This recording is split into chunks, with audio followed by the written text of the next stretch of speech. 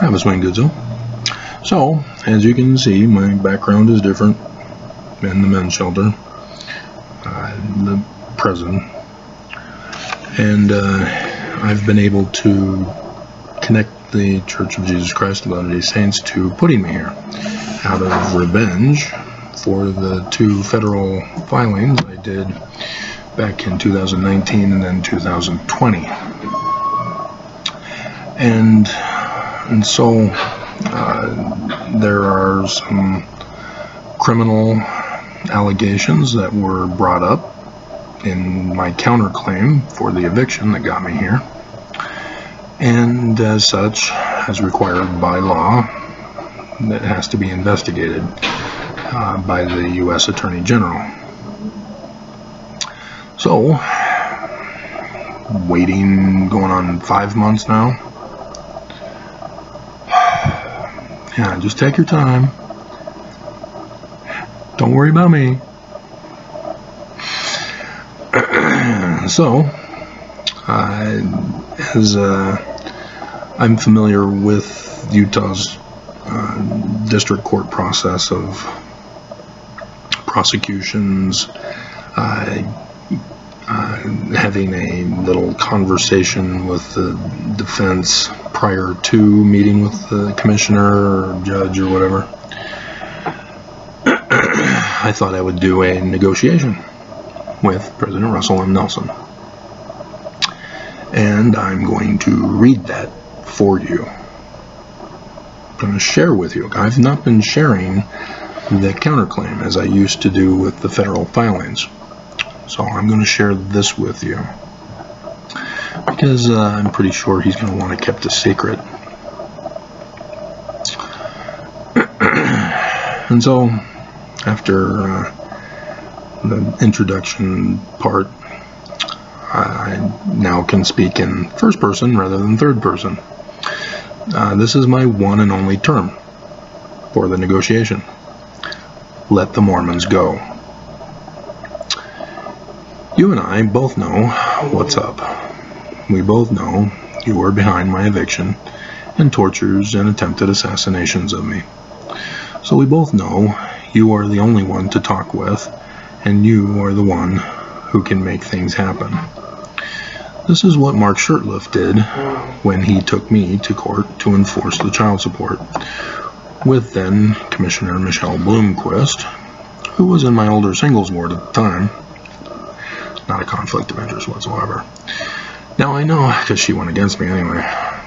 Now I know why she never wanted to date me, but submitted to whatever Shurtleff requested. Thus I know that this seemingly unorthodox filing is legitimate. That may be added to prolong this,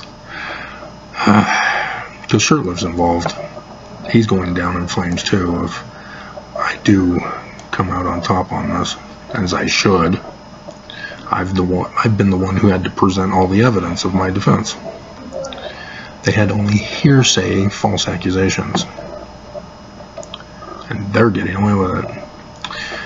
You're smart enough to know that to perpetuate such a fraud on a worldwide stage, there will be a percentage of Mormons, of members, who will actually obey because of their strong faith in what they've been indoctrinated since birth.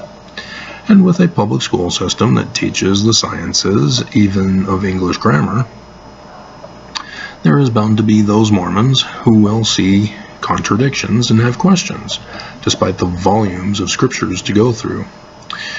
You've passed the buck to stake precedents, rather than showing Mormons you receive revelation on doctrinal matters. Mormonism has been turned into Christianity with the various bishops and stake presidents, all preaching from the same scriptures, but with different interpretations of the same passages.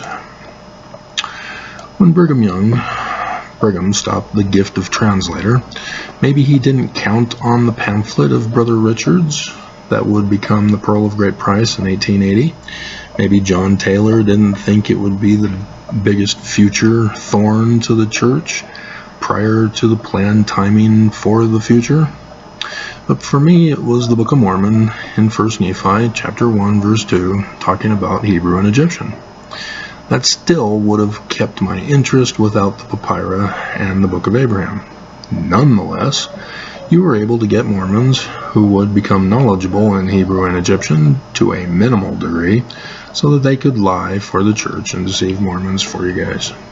Yet again, you still should have anticipated a percentage of Mormons who would hear the true scholars' replies to apologists and get suspicious and want to know the truth, and when given the opportunity, as I, take it. We both know that it is your intention to destroy this church and to take down Joseph Smith and the Book of Mormon with it. That previously all these shows of power and excommunicating Mormons who find contradictory evidence were a fear tactic for both Mormons and ex-Mormons to delay until now when Monson started tanking the church. The loss of close to 15 million active members, by my estimation, was intentional, but by your keeping silent, you allow the press and others to insert their own beliefs. I don't beg for my life, and I don't bargain. The stages of grief are a psychological pseudoscience creation designed to turn the will of the people to them. You know you are in power over my life, but you have no power over me. This comes from being raised in an alt-right Mormon family upbringing. Authoritarianism breeds rebellion and defiance.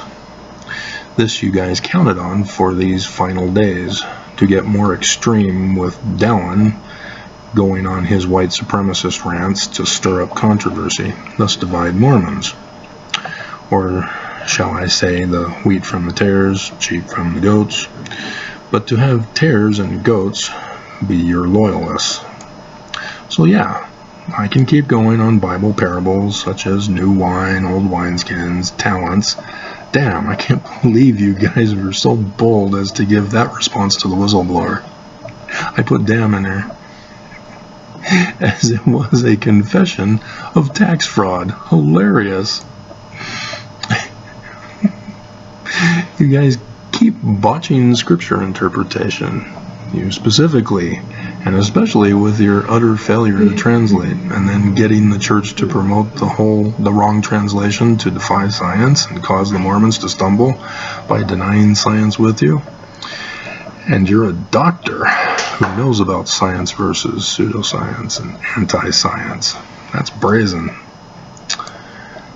With September 6th, that seemed to jump the gun on timing for you guys, as it appears you had to do damage control to get back on timing.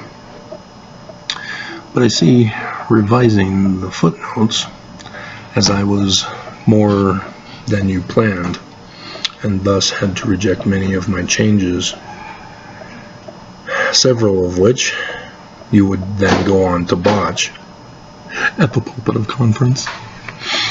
But you had David in my group to make sure Jesus stayed for Deuteronomy 18 and Acts and Joseph Smith history.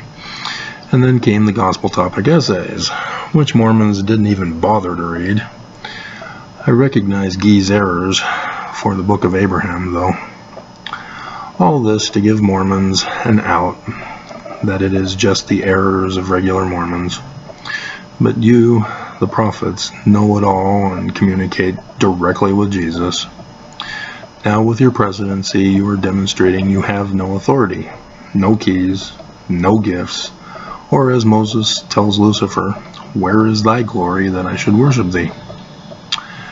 Now you've released the Joseph Smith papers online, which I guess has been going on for 12 years now, and we witness you still want to continue the con a little longer, as my exposure of its contents has you panicked and upset for going contrary to your plans and timing. You know what's in them. You know 19 July 1840b. You know 17 March 1842. You know Brigham's forged European mission license. You know about the secret band of Danites and their headquarters at Adam-on-Diamond, and the fraudulent Section 116.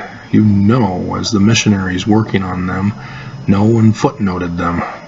You even call them the authoritative source, which nullifies everything written for us and all that you guys say at conference. Yet you've blinded Mormons so well that they won't search them to learn the truth, and yes, when I'm set free from YouTube, I can get the attention of the masses, despite their still being in disbelief. The English language meanings have been completely altered by Mormons. Leave the Mormons alone and let them go free. You guys have played your game for 200 years, but you need to let them go. You will never apologize. You will never confess wrongdoing. We have seen the breadth of your dominion and control, as this past week we witnessed the proof that you have YouTube silencing my voice, which is destroying your plans and timing. I see your intentions are to crush Mormon faithful. Let them go and let them find me. I never cared about punishing you. I don't want revenge. For me, it was only about defense. You drew first blood, and kept drawing more blood with no restitution. We know that 2 weeks after I filed with the state court and offices in 2008, Monson had them turn it around to arrest me and lock me up immediately and indefinitely. Guilty by accusation. But now that it is you, there are delays, investigations, and failures because of your wealth, control, and power. You even silenced the Australian government to keep them from prosecuting you. You will never know what the common person experiences because you're always holding the knife, not the one cut by the knife. So I don't care if the feds are investigating you currently or that you get punished for your crimes. It's all about freedom. People can choose the right if they are taught to live right from birth, but instead you implement Thomas More's utopian principle rather than learning from it to prevent it. The church's vast wealth, which we both know was in the trillions, with your undisclosed offshore bank accounts in non-extradition countries, could heal the world, yet you perpetuate the lie about the healing power of Jesus. I'm not even going to ask you for any money, as I'm forced to put a number in lawsuits and counterclaims. You would never do the right thing anyway. Wave 3. The atonement money you stole needs to be given back as reparations to Mormons. I've noticed that Dallin is acting more like he's about to become successor. Will he murder you as you murdered Monson for taking too long to die? All those signatures in his name while he was on his deathbed. That may be the case, but I know he too is reading this, as are all of you, I probably should have put. Didn't even do a blue underline. How was your heart, Jeffrey? You knew you cannot hide such a blatant symbol carved in stone on the keystone without people making the connection. You ban R-rated movies so we won't watch The Godfathers or 1984, but you knew there'd be a percentage of us who would. The con is up. It's time to pack your bags and go. Whether or not you choose to say goodbye to Mormons and or confess and or make restitution for all the damages you've caused from the beginning, or if you just flee, as I've caught you preparing these last several years, it's up to you. If the feds continue to pursue you, so be it. Just let the Mormons go. No more days of 47 celebrating sex trafficking. It was Dallin that was the most furious with me on those videos, wasn't he? He's the man.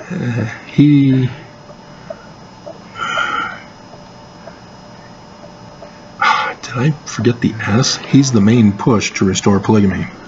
See, all these errors I find after still going over it. I went over it a half a dozen times at least.